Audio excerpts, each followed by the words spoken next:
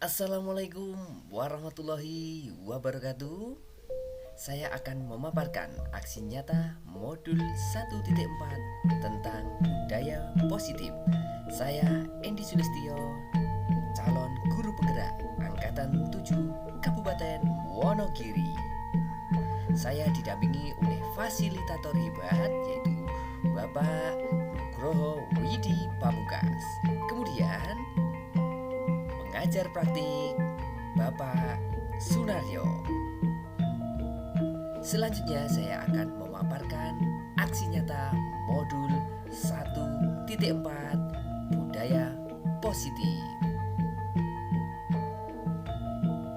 Sebelumnya, tujuan pendidikan adalah menurut Ki Hajar Dewantara, tujuan pendidikan adalah menuntun segala kekuatan kodrat yang ada pada anak-anak agar mereka dapat mencapai keselamatan dan kebahagiaan yang setinggi-tingginya sebagai manusia dan anggota masyarakat.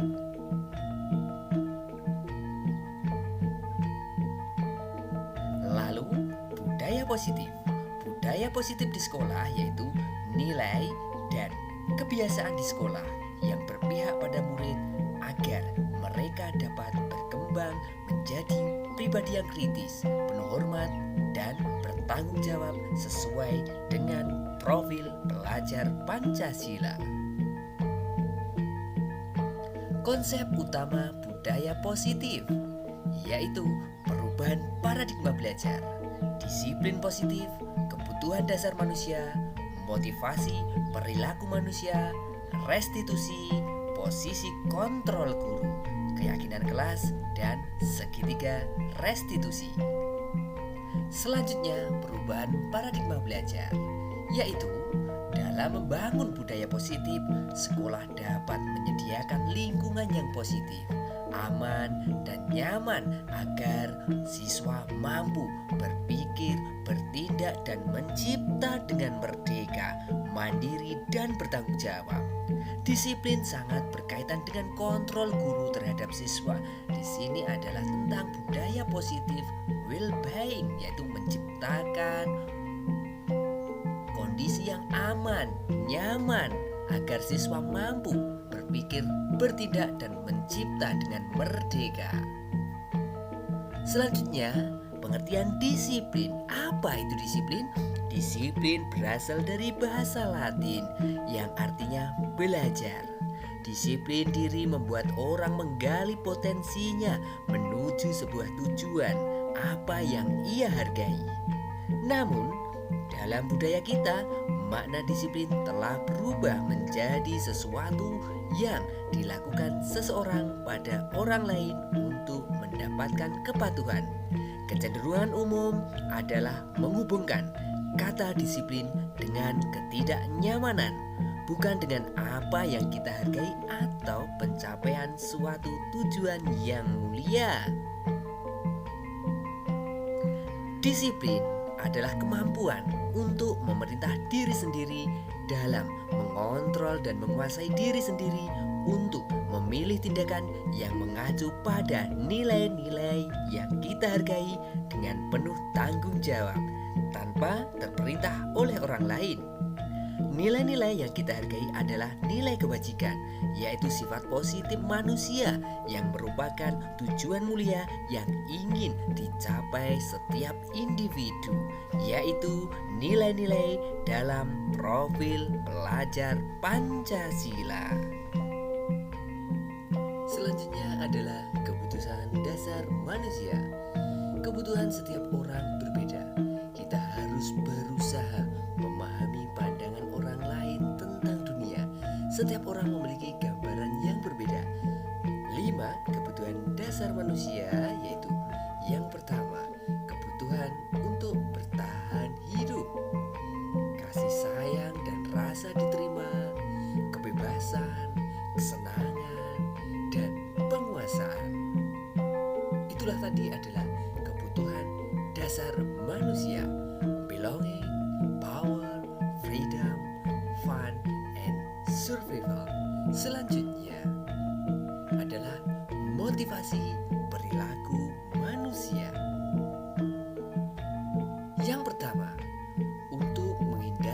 ketidaknyamanan atau hukuman. Apa yang akan terjadi apabila saya tidak melakukannya? Itu adalah contoh motivasi eksternal. Selanjutnya, yang kedua, untuk mendapatkan imbalan dari orang lain atau institusi. Apa yang akan saya dapatkan apabila saya melakukannya? Itu juga termasuk motivasi eksternal. Selanjutnya, yang ketiga, untuk menghargai diri sendiri. Saya akan menjadi orang yang seperti apa bila saya melakukannya. Nah, itulah yang disebut dengan motivasi internal, yaitu tujuan disiplin positif. Selanjutnya ada posisi kontrol guru. Yang pertama sebagai penghukum, yang kedua pembuat rasa bersalah, yang ketiga sebagai teman, yang keempat sebagai pemantau, dan yang kelima adalah manajer. Hal ini dibagi menjadi 3. Yang pertama adalah identitas gagal atau kontrol dari luar, yaitu sebagai penghukum dan pembuat merasa bersalah. Ini termasuk motivasi eksternal. Selanjutnya, identitas berhasil atau sukses. Akan tetapi ini juga termasuk motivasi eksternal, yaitu sebagai teman dan sebagai pemantau. Di sini mengharapkan imbalan atau ketergantungan pada orang lain. Selanjutnya adalah identitas berhasil atau sukses, yaitu tentang kontrol diri atau motivasi internal, yaitu menghargai diri sendiri, yaitu sebagai posisi manajer.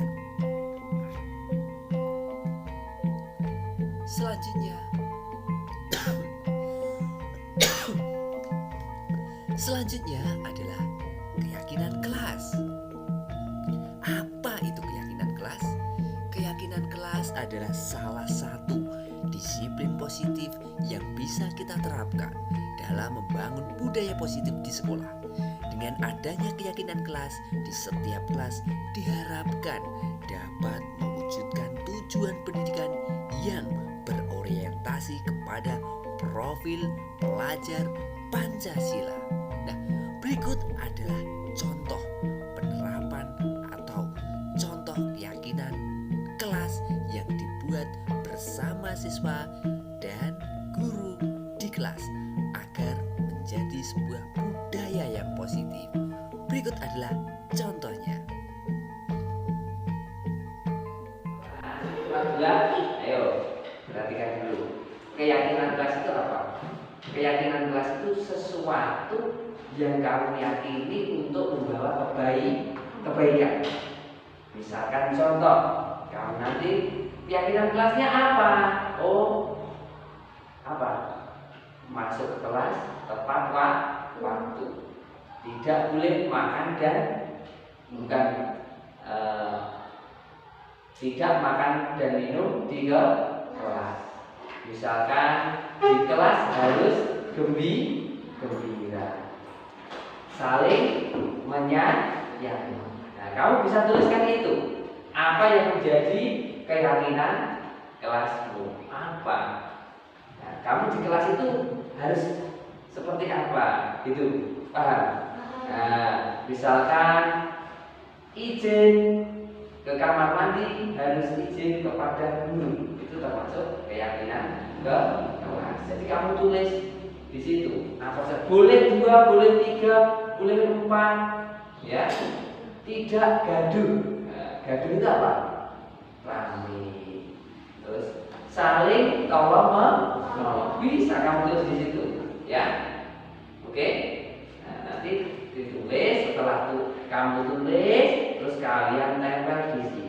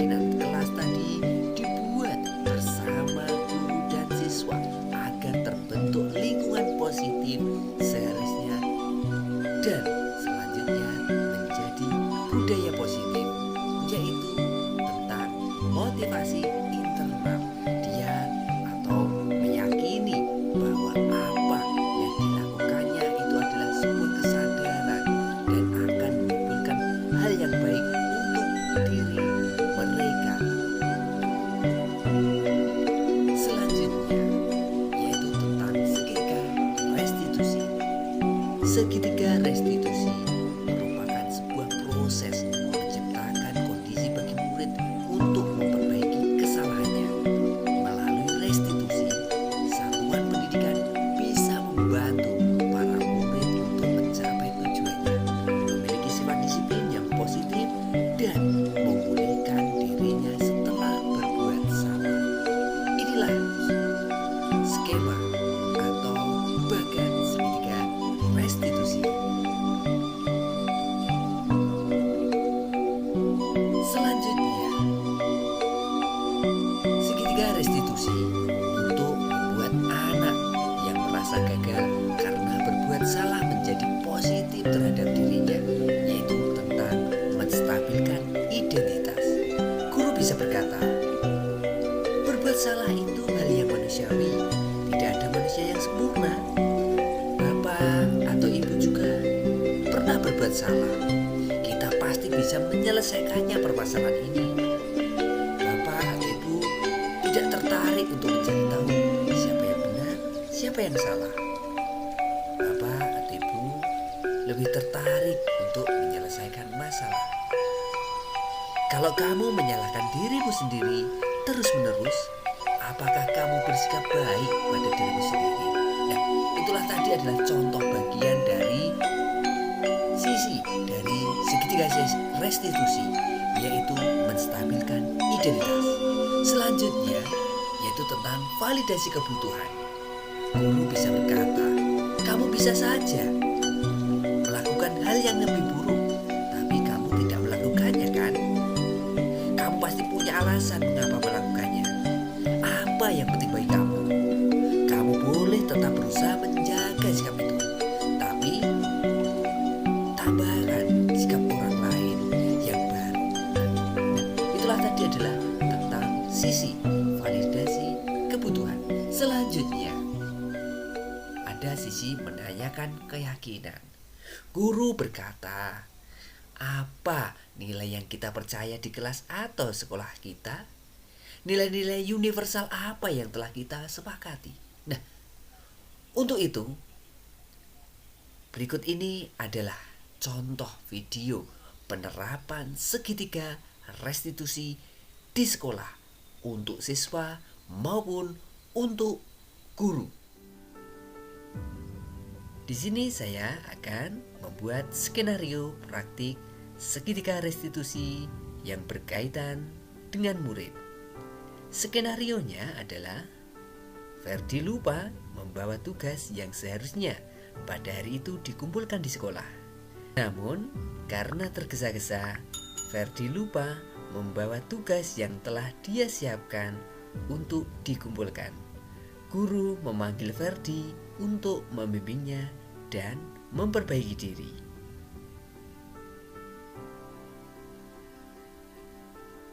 Bagaimana praktik segitiga restitusi? Mari kita simak video berikut ini.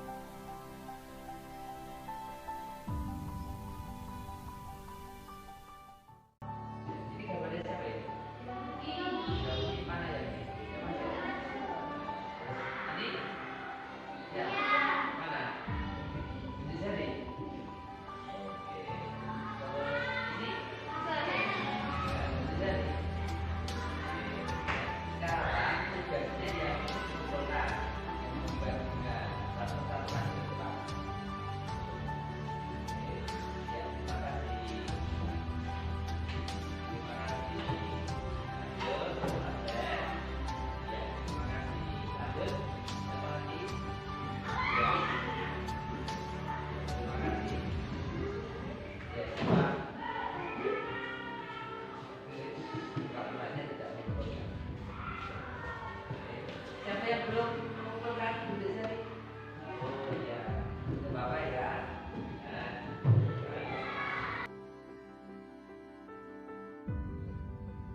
Selamat pagi, Radin. Pagi, Pak. Iya. Oh iya, tadi pada waktu mengumpulkan tugas, kenapa kamu belum mengumpulkan? Tadi tergesa-gesa. Oh, tergesa-gesa. Ya tidak apa-apa, yang namanya manusia itu tidak ada yang sempurna ya. Pak Guru juga pernah seperti ini. Sudah Pak Guru siapkan, tapi lupa membawanya karena tergesa-gesa. Ya. Kemudian setelah sampai di sekolah, kira-kira kamu ingat tidak? Lupa. Tadi pas ambil ke rumah sudah masuk. Oh, sudah belum masuk. Ya, nggak apa-apa. Yang namanya lupa itu memang manusiawi ya. Tapi, apakah kamu sudah mengerjakan tugasnya? Sudah. Oh iya, coba kamu ingat-ingat.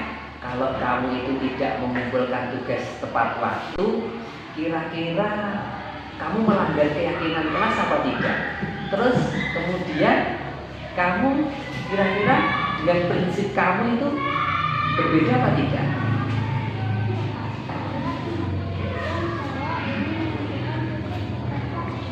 Oh iya, jadi kalau mengumpulkan tugas itu harus tepat waktu. Ya bagus. Apa yang kamu lakukan agar kamu bisa mengumpulkan tugas tepat waktu? Iya, mengerjakan dengan tepat waktu dan juga harus apa? Teliti. Iya. Terus kalau kamu itu sudah meyakini bahwa disiplin itu penting, kira-kira kamu ingin menjadi orang seperti apa? Menjadi polisi, selalu disiplin dan bertanggung. Iya. Kira-kira kamu bersedia tidak untuk memperbaiki masalah ini agar menjadi lebih tepat waktu lagi? Bersedia. Terima kasih ya. Semangat belajar. Oke? Iya, terima kasih ya. Pak Guru marahin saya, ternyata Pak Guru menyemangati saya. Saya senang sekali, ingin lebih teliti lagi.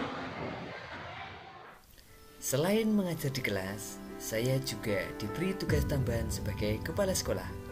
Maka dari itu, saya akan mempraktikkan skenario segitiga restitusi yang dijalankan oleh kepala sekolah. Berikut adalah skenarionya. Pak Herlan sering meninggalkan kelas pada waktu jam pelajaran. Pak Herlan pergi ke warung untuk sarapan pagi. Karena dari rumah Pak Herlan tidak sarapan, sehingga siswa di kelas gaduh dan bermain seenaknya. Kepala sekolah memanggil Pak Herlan untuk membimbingnya dan memperbaiki diri. Nah, bagaimana praktik segitiga restitusi yang dijalankan kepala sekolah untuk membimbing guru di sekolah? Mari kita simak videonya berikut ini.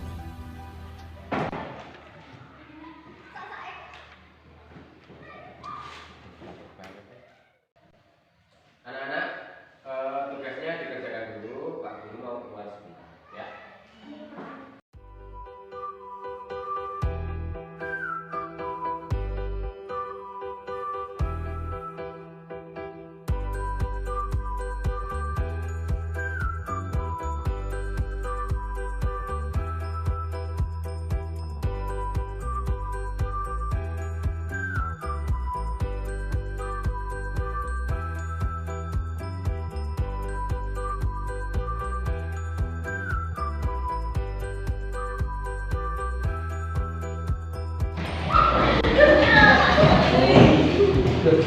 Kok rame? Pak Guru mana? Tidak tahu. Tidak tahu. Sudah dari tadi tidak ada Pak Guru.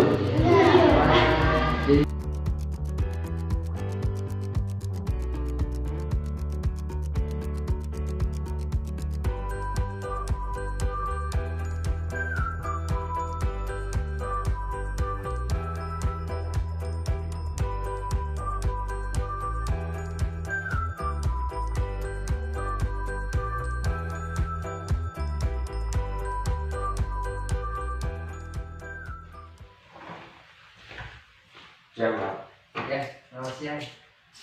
Silakan, Pak Herlan. Nah, Pak Irlan, Iya. tahu tidak maksud saya Pak Irlan panggil ke sini? Ya, dalam hati sudah terasa Pak. Oh, Jadi mohon maaf ini Pak. Ya, jadi saya gini, tadi itu saya kan lewat kelas Pak Irlan. Kok Pak Irlan tidak ada di ruangannya? Terus kemudian anak-anak itu ramai. Nah, Pak Irlan kemana? Sebelumnya mohon maaf ya Pak ini. Ya. Ceritanya tadi pagi itu saya tidak sarapan Pak. Biasanya kalau di hari-hari sebelumnya itu saya sarapan, cuma kebetulan tadi pagi bangun saya kesiangan, Iya. terus buru-buru mau berangkat absen gitu Pak. Jadi saya lupa nggak sarapan. Jadi gini Pak, memang betul. Kadang-kadang saya itu juga seperti itu. Saya juga tergesa-gesa dan lupa sarapan. Akan tetapi kan begini Pak, hal tersebut manakala kita meninggalkan anak itu kan tidak baik. Ya. Kemudian Bapak sadar tidak dengan tindakan Bapak itu? Apakah tindakan Bapak itu benar apa tidak? Ya sudah pasti tidak benar Pak. Iya. Ya karena itu tadi saya lapar terus saya keluar. Itu mungkin kalau ada wali siswa yang tahu itu ya sudah pasti ingat saya jelek Pak. Ya wajar sebetulnya. Karena ya sifat manusiawi lah. Tetapi karena tadi sudah meninggalkan anak terus kemudian anak ramai di kelas. Nah, kira-kira Bapak itu akan bersedia memperbaiki apa tidak? Siapa? Apakah mau diulangi lagi apa tidak? Yang pasti saya tidak akan mengulangi kesalahan saya ini Pak. Oke, terus kemudian, nah konsekuensinya dengan peraturan sekolah itu apa kira-kira? Kalau Bapak sering meninggalkan anak pada waktu jam pelajaran, kira-kira apa konsekuensinya? Ya sudah pasti di mata masyarakat di sekitar sekolahan pastinya image dari SD kita jelek. Nah, terima kasih ya karena Pak Irwan sudah menyadari. Nah, tentunya hal tersebut tidak menjadi masalah yang besar. Akan tetapi kalau hal itu dilakukan secara berulang-ulang, tentunya pasti kita akan meninggalkan apa yang menjadi hak anak-anak. Jadi Pak Irlan harus bisa memperbaikinya. Bersedia ya Pak Irlan? Iya Pak, siap. Nah, untuk itu kalau hal tersebut sudah baik, kira-kira Pak Irlan itu ingin menjadi guru yang seperti apa? Ya pastinya menjadi guru yang teladan buat siswa-siswa. Betul Pak, kita harus bisa menjadi guru yang teladan. Di mata murid kita itu memang guru yang memiliki tanggung jawab. Nah, kemudian kalau Bapak itu sudah menjadi guru yang teladan, kira-kira Pak Irlan bangga tidak dengan diri Pak Irlan sendiri? Sangat bangga. Sangat bangga. Terima kasih Pak Irlan. Dan di sini saya hanya memastikan saja apakah tindakan Pak Irlan tadi itu memang benar-benar alasan yang disengaja apa tidak, dan Pak Irlan sudah mau untuk memperbaikinya dan tidak untuk mengulangi lagi. Ya Pak Irlan, terima kasih. Pak Irlan bisa melanjutkan bertugas kembali. Siapa? Mohon maaf sebelumnya. Itulah tadi adalah gambaran dari budaya positif di sekolah. Nah, selanjutnya berikut saya akan menayangkan tentang penyebaran pemahaman atau diseminasi tentang nilai budaya positif di sekolah kami. Saya akan memaparkan bagaimana cara menjalankan budaya positif, atau saya akan berbagi pemahaman tentang budaya positif di sekolah kami. Berikut adalah video diseminasi yang telah saya buat.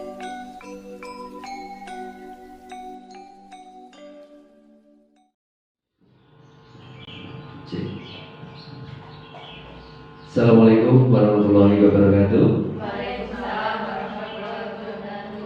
Bapak dan Ibu guru yang saya hormati, ya, Ya, di sini saya akan mempraktekkan atau memberikan praktek baik terhadap ilmu yang telah saya dapatkan dari program Guru Bergerak Angkatan 7 Kabupaten Wonogiri. Dalam kesempatan ini saya akan memaparkan tentang aksi nyata modul 4, yaitu tentang budaya positif. Di sini sebelumnya saya akan memaparkan tentang apa itu tujuan pendidikan menurut Ki Hajar Dewantara. Tujuan pendidikan adalah menuntun segala kekuatan kodrat yang ada pada anak-anak agar mereka berhasil atau selamat sebagai manusia dan anggota masyarakat untuk mencapai keselamatan dan kebahagiaan yang setinggi-tingginya. Itu. Terus kemudian selanjutnya adalah budaya positif. Apa itu budaya positif? Budaya positif di sekolah yaitu nilai dan kebiasaan yang ada di sekolah yang berpihak pada murid, kemudian mereka dapat berkembang menjadi pribadi yang kritis, penuh hormat, dan bertanggung jawab sesuai dengan profil pelajar Pancasila. Konsep utama budaya positif yang pertama adalah perubahan paradigma belajar, kemudian disiplin positif, kebutuhan dasar manusia, motivasi perilaku manusia, restitusi atau posisi kontrol guru, keyakinan kelas, dan segitiga restitusi.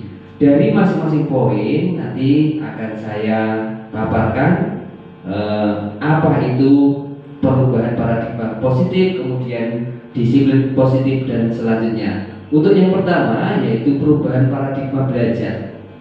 Jadi di dalam kurikulum pasti ada perubahan-perubahan. Yakni perubahan apa? Yaitu perubahan belajar, atau dalam artinya kita sebagai seorang guru tidak menguasai kelas. Kita sebagai guru adalah menuntun sebagai among, menjadi fasilitator agar anak bisa mengembangkan bakat dan potensinya masing-masing, yaitu pembelajaran yang berdiferensiasi sesuai dengan kurikulum Merdeka Belajar. Dalam membangun budaya positif, sekolah dapat menyediakan lingkungan yang positif, aman, dan nyaman agar siswa mampu berpikir, bertindak, dan mencipta dengan merdeka, mandiri, dan bertanggung jawab.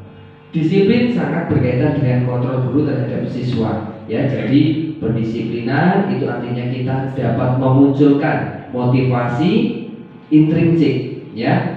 Karena motivasi itu ada dua, motivasi eksternal atau ekstrinsik dan motivasi intrinsik. Itu. Selanjutnya tentang disiplin. Disiplin itu berasal dari kata Latin atau bahasa Latin yang artinya belajar. Disiplin diri membuat orang menggali ya potensinya menuju sebuah tujuan apa yang ia hargai. Namun dalam budaya kita makna disiplin berubah menjadi sesuatu yang harus dilakukan. Sepertinya disiplin itu mengikat. Akan tetapi budaya disiplin itu sebaiknya atau lebih baiknya itu muncul dari dalam diri kita sendiri, yaitu dengan apa yang menjadi kenyamanan diri kita, bukan dengan apa yang kita hargai atau pencapaian suatu tujuan yang mulia. Jadi disiplin itu kita bangun dari motivasi intrinsik dari dalam diri kita. Ya, tentang disiplin itu sendiri adalah kemampuan untuk memerintah diri sendiri. Artinya disiplin muncul dari dalam diri sendiri. Sebagai guru, pengalaman saya sebelum menjadi guru penggerak, disiplin itu saya itu memiliki gambaran bahwa anak-anak itu kalau kita disiplinkan itu akan menjadi seorang yang patuh. Ternyata hal seperti itu tidak sepenuhnya benar. Akan tetapi anak itu sadar akan kebutuhan dirinya untuk mengontrol dan menguasai diri sendiri untuk memilih tindakan yang mengacu pada nilai-nilai. Nah, artinya nilai-nilai yang kita hargai adalah nilai kebajikan, yaitu nilai yang positif. Jadi anak akan sadar, oh ini adalah tindakan yang benar yang akan saya lakukan, dan apa tindakan yang tidak akan saya lakukan. Jadi akan timbul motivasi intrinsik. Dulunya saya berpikiran kalau anak itu saya arahkan seperti ini, dia akan nurut dan menjadi patuh. Tetapi hal itu sebetulnya tidak sepenuhnya benar, karena dalam merdeka belajar hal itu tidak seperti yang dikatakan oleh tujuan dari pendidikan Ki Hajar Dewantara tadi, ya, seperti itu, yaitu nilai-nilai dalam profil pelajar Pancasila, yaitu ada 6 dimensi. Selanjutnya kebutuhan dasar manusia, ya, kebutuhan setiap orang berbeda. Kita harus berusaha memahami pandangan orang lain tentang dunia. Setiap orang memiliki, ya, gambaran yang berbeda. Itu ada kebutuhan tentang kebahagiaan, kebebasan, kekuasaan, seperti itu. Dan selanjutnya kebutuhan dasar manusia. Kemudian motivasi perilaku manusia. Seperti yang saya jelaskan di awal tadi, motivasi itu ada motivasi eksternal dan motivasi internal atau intrinsik atau ekstrinsik. Jadi motivasi manusia itu yang pertama untuk menghindari hukuman. Artinya ada seorang anak itu melakukan sesuatu itu untuk menghindari hukuman. Saya akan berangkat pagi agar tidak dihukum oleh Bapak Ibu guru. Artinya anak itu motivasinya eksternal karena ada peraturan yang memberikan hukuman kepada anak. Jadi anak berangkat pagi agar tidak dihukum, seperti itu. Terus kemudian untuk mendapatkan imbalan, saya akan melakukan membersihkan kelas. Saya akan berangkat lebih pagi, nanti akan mendapatkan hadiah oleh Bapak Ibu guru. Jadi itu masih motivasi eksternal karena belum timbul dari diri sendiri. Selanjutnya ada motivasi yang ketiga, yaitu untuk menghargai diri sendiri. Jadi anak melakukan sesuatu itu atas inisiatifnya, bahwa anak itu memang kalau melakukan hal itu anak membutuhkan. Saya akan menjadi orang yang seperti apa bila saya melakukan ini. Jadi misalkan saya itu berangkat pagi, cita-cita saya itu saya ingin menjadi seorang polisi, misalkan seperti itu. Jadi nantinya kalau saya berangkatnya siang, apakah itu sesuai dengan cita-cita yang akan saya dapatkan, seperti itu. Nah, itu merupakan motivasi yang harus kita timbulkan dari dalam diri anak didik kita. Jadi tidak ada unsur paksaan, tidak ada unsur tekanan. Jadi anak merdeka. Jadi anak itu mulai menggali potensi yang ada dalam dirinya, mengerti akan kebutuhan hidupnya. Jadi anak di masa yang akan datang itu sudah terbekali. Jadi anak itu tahu, kebutuhan saya yang akan datang itu seperti itu. Itu mulai sadar dari dalam dirinya.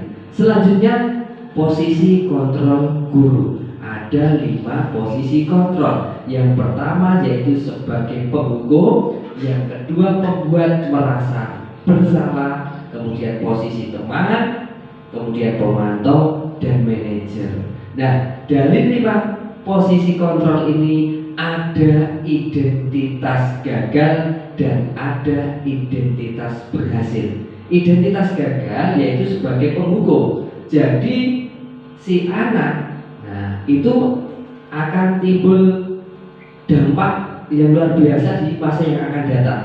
Anak menimbulkan rasa dendam kepada guru. Pasti Bapak Ibu guru juga pernah merasakan seperti itu. Punya guru yang galak, pasti sampai sekarang masih teringat. Nah, seperti itu, dulunya saya dilempar pakai penghapus atau dicoret mukanya dengan kapur, sampai sekarang hal itu pasti membekas. Nah, terus kemudian membuat merasa bersalah. Nah, dari posisi penghukum tadi dampaknya justru lebih fatal yang membuat merasa bersalah ini, karena ini mempengaruhi psikologis anak. Jadi anak selalu merenung, merenungi dirinya, menyesali tindakannya. Jadi istilah gaulnya susah move on, seperti itu. Jadi anak Loh, kenapa kamu tadi mengerjakan itu? Kamu tidak kasihan sama ibu, kamu tidak kasihan sama Pak Guru ya? Nanti Pak Guru dimarahin kepala sekolah. Nah, jadi anak berpikirnya dua kali. Sudah dia bersalah, terus apa? Dia menjadi beban orang lain seperti itu. Ya, terus kemudian identitas yang sukses atau identitas berhasil. Teman, pemantau termasuk identitas yang berhasil. Tetapi hal itu belum sempurna. Nah, ada identitas, yaitu kita sebagai posisi sebagai manajer. Nah, di dalam posisi sebagai manajer, nah, apa yang kita lakukan? Yaitu kita menggali, yaitu dari motivasi intrinsik tadi atau motivasi internal. Jadi anak menyadari, oh kalau saya itu salah seperti ini, jadi bisa membangun sendiri, yaitu mengajukan apa yang dia butuhkan. Jadi posisi guru itu selain memberikan motivasi juga memberikan solusi yang baik seperti itu. Nah, kira-kira Bapak Ibu guru sudah pada posisi yang mana? Itu apakah masih di posisi penghukum? Nah, sebagai posisi rasa membuat merasa bersalah, atau teman, atau pemantau, atau manajer. Mungkin ya dari 5 ini masih kita lakukan. Dari penghukum, ya saya belum mengerjakan PR. Saya Pak. Nah, terus anaknya, oh kamu ya, oh, ternyata kamu itu, nah masih malah menjudge, gablek dan lain sebagainya. Itu sudah menghukum, terus kemudian sudah membuat merasa bersalah. Kemudian sebagai teman, nah, sebagai teman ini ya manakala kita masih sebagai wali muridnya, terus kadang kita disuruh rapat kemana gitu, terus ada guru pengganti, ya kita kalau anak-anak kita oke, baik-baik aja bersama kita. Tetapi kalau ada guru yang lain, apakah mereka masih nurut sama kita? Kan gitu. Itu bahayanya posisi teman seperti itu. Ya, manakala nanti berganti guru, nanti pasti dia sulit beradaptasi. Itu tentang posisi kontrol kita sebagai guru. Nah, selanjutnya nanti kita bisa bicarakan bersama-sama sambil berjalan, sambil kita belajar di kelas. Kita pasti akan menemukan masalah-masalah, kita pecahkan bersama untuk menciptakan budaya positif di kelas kita agar karakter profil pelajar Pancasila dapat terwujud di sekolah kita. Selanjutnya yaitu tentang keyakinan kelas. Nah, pasti Bapak Ibu bertanya, keyakinan kelas itu apa? Sebetulnya keyakinan kelas itu tidak jauh berbeda, tetapi kalau peraturan atau tata tertib itu masih berbentuk apa ya? Tekanan atau berupa masih paksaan seperti itu. Tetapi kalau keyakinan kelas itu adalah salah satu disiplin positif yang bisa kita terapkan dalam membangun budaya positif di sekolah. Dengan adanya keyakinan kelas, di setiap kelas diharapkan dapat mewujudkan tujuan pendidikan yang berorientasi kepada profil pelajar Pancasila. Artinya setiap budaya positif di sekolah kita itu muaranya apa? Pada profil pelajar Pancasila. Seperti itu. Jadi, pasti Bapak Ibu bertanya-tanya, apa itu bedanya tentang sudah ada tata tertib Pak? Kenapa kita buat keyakinan kelasnya? Tata tertib itu nanti kita ganti dengan keyakinan sekolah, dan tata tertib kelas kita ganti dengan keyakinan kelas. Mengapa seperti itu? Karena kita sepakati bersama. Nah, kalau tata tertib itu sepertinya sepihak, ya toh? Tetapi kalau keyakinan kelas itu kita buat bersama-sama dengan pertujuan bersama-sama untuk menciptakan budaya yang positif di sekolah atau di kelas. Nah, siapa yang terlibat? Kalau di kelas ya yang terlibat ya guru dan siswa. Tetapi kalau di sekolah siapa yang terlibat? Seluruh warga sekolah. Seperti itu. Selanjutnya yaitu budaya positif itu bertahap dari lingkaran kecil itu peraturan kelas menjadi keyakinan kelas, lalu lingkungan yang positif akan memunculkan budaya yang positif. Nah, selanjutnya ada segitiga restitusi. Nah, jadi segitiga restitusi itu tadi ya, dari motivasi tadi, motivasi eksternal, motivasi internal, terus kemudian 5 posisi kontrol guru tadi saling berkaitan. Segitiga restitusi ini untuk apa? Nah, ini manakala di kelas kita atau di sekolah kita ada siswa maupun guru yang melanggar keyakinan kelas, maka segitiga restitusi ini kita lakukan. Nah, apa itu segitiga restitusi? Nah, segitiga restitusi itu adalah sebuah proses untuk menciptakan kondisi bagi murid atau bagi warga sekolah untuk memperbaiki kesalahannya. Ya, melalui restitusi satuan pendidikan bisa membantu para murid atau para warga sekolah untuk mencapai tujuannya, memiliki sifat disiplin yang positif dan memulihkan dirinya setelah berbuat salah. Nah, segitiga restitusi yaitu paling dasar, sisi yang pertama yaitu menstabilkan identitas, kemudian validasi kebutuhan atau validasi tindakan yang salah, kemudian yang ketiga, sisi yang ketiga yaitu menanyakan keyakinan. Nah, seperti ini ya. Untuk membuat anak, misalkan di kelas atau di sekolah Bapak Ibu guru ada salah satu anak yang melanggar keyakinan kelas, yang kita lakukan apa? Yaitu kita mempraktikkan segitiga restitusi. Yang pertama yaitu menstabilkan identitas. Bagaimana contoh pertanyaannya? Nah, Bapak Ibu guru bisa berkata, setiap orang itu pasti pernah melakukan kesalahan. Tidak ada manusia yang sempurna, tetapi masalah ini pasti dapat kita selesaikan, kan seperti itu. Jadi Bapak tidak langsung menjudge. Kenapa kamu melakukan ini? Oh, dasar kamu. Nah, pastinya seperti itu. Tetapi melalui segitiga restitusi ini kita bisa menstabilkan anak itu, bisa biar apa? Kalau sekarang biar tidak kena mental kan gitu ya, biar emosinya stabil, kita stabilkan. Jadi anak itu tidak apa ya, tidak merasa bersalah, tidak minder seperti itu. Dia kita lalu stabilkan dengan keyakinan atau untuk meredam amarahnya, kan seperti itu ya, melalui setiap manusia itu pernah melakukan kesalahan. Terus mereka pasti berbesar hati, oh iya, bukan berarti itu melakukan kesalahan tidak apa-apa, tetapi berbuat salah akan tetapi nantinya akan diperbaiki. Selanjutnya yaitu yang kedua adalah validasi kebutuhan atau validasi tindakan yang salah.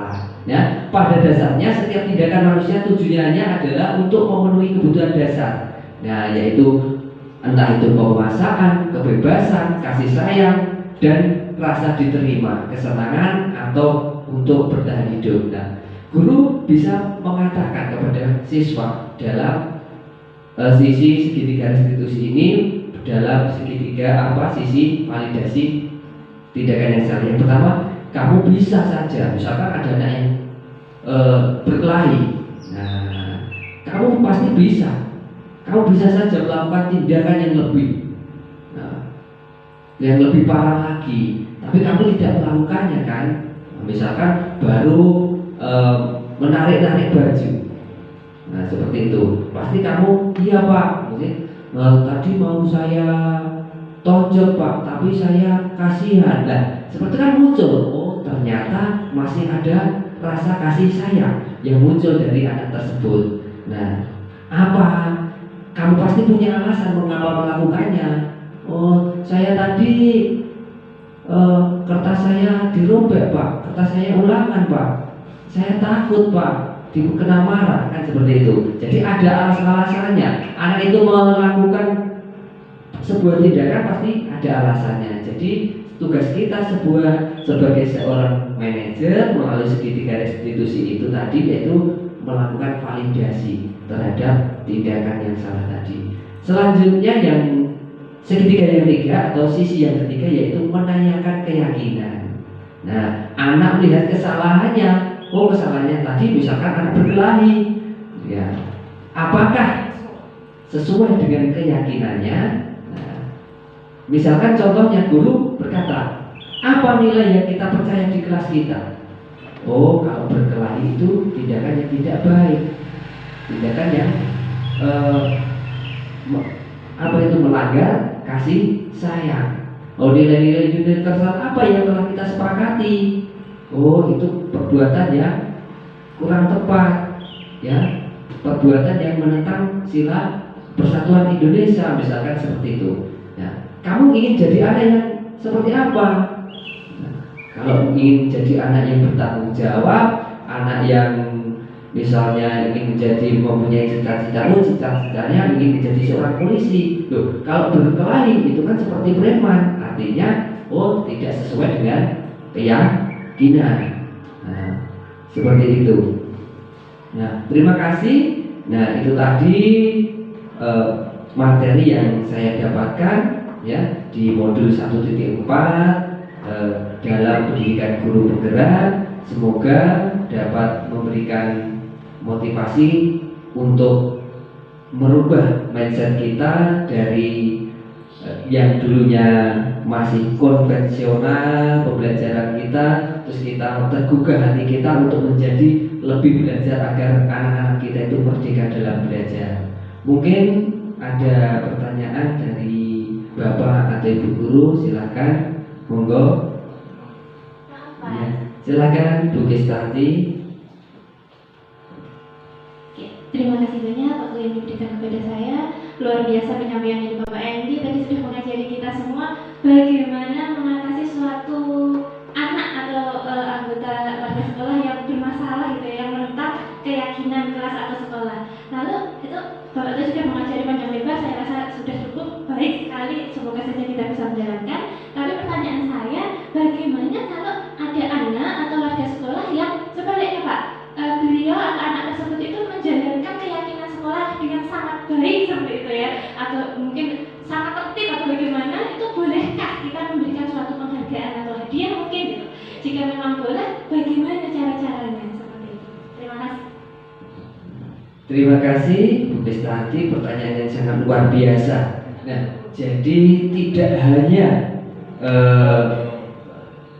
penghargaan saja, yang hukuman saja yang tidak diperbolehkan, tetapi penghargaan pun sebetulnya hal itu kurang begitu baik manakala tidak tepat dalam penyampaiannya. Boleh-boleh saja memberikan penghargaan kepada peserta didik kita atas prestasi atau atas pencapaian yang mereka lakukan, tetapi penghargaan itu harus kita berikan secara individu. Misalkan dengan memberikan kejutan, kita kirimkan paketan ke rumah seperti itu. Jadi siswa yang lain tidak tahu. Jadi misalkan kalau dulu kita sering memberikan pada waktu kenaikan kelas ada ranking 1, 2, 3, justru itu akan membunuh karakter teman-teman yang mungkin tidak memiliki intelijensi yang tinggi, tetapi menonjol di minat atau bakat yang lain. Nah, jadi mereka, karena kalau ranking itu kan nilainya semuanya dicampur jadi satu, jadi kita bisa memberikan penghargaan. Ya, penghargaan misalkan di kurikulum Merdeka ini, misalkan ada anak yang paling rajin, ada anak yang paling terampil, tetapi kita berikan penghargaan itu secara individu dan tidak menimbulkan kecemburuan atau kesenjangan terhadap peserta didik lain, seperti itu. Jadi peserta didik lain itu memiliki semangat untuk mengembangkan potensinya sendiri-sendiri sesuai dengan minat dan bakat yang mereka miliki. Seperti itu Bu Gustiati. Mungkin apakah ada yang ingin menambahi jawaban dari saya, rekan-rekan semua, Bapak Ibu Guru? Tidak ada. Terima kasih Bapak Ibu Guru di SD kita, yaitu SD Negeri 3 Triwarno. Nantinya kita bisa belajar lagi, kita sharing-sharing lagi tentang budaya positif di sekolah kita. Ya, kita kemarin sudah belajar tentang apa itu keyakinan kelas. Nanti kita bicarakan lagi agar apa, pendidikan di SD negeri kita ini menjunjung tinggi apa, merdeka belajar, agar anak-anak kita dapat mengembangkan potensi sesuai dengan minat dan bakat yang mereka miliki. Kurang lebihnya mohon maaf. Billahi taufiq wal hidayah. Wassalamualaikum warahmatullahi wabarakatuh. Untuk